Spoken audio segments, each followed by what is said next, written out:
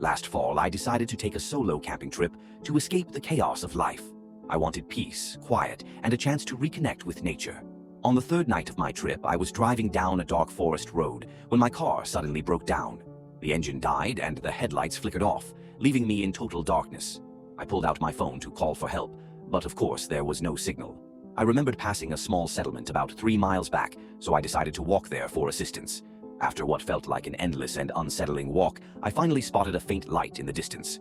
Relieved, I quickened my pace, expecting to find a house or maybe a store.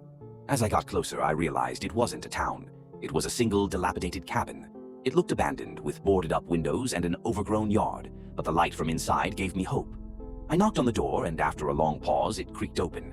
An older man stood there, staring at me with a mix of surprise and suspicion.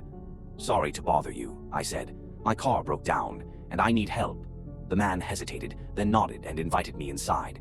The cabin's interior was even more unsettling than the outside, dimly lit, filled with dusty furniture and smelling faintly of damp wood. He offered me a seat and a glass of water while I explained my situation. He didn't have a phone, but assured me he had a radio he could use to call for help. As he fiddled with the radio, I couldn't help but notice how nervous he seemed. His hands shook slightly, and every so often he'd glance toward a door at the back of the cabin.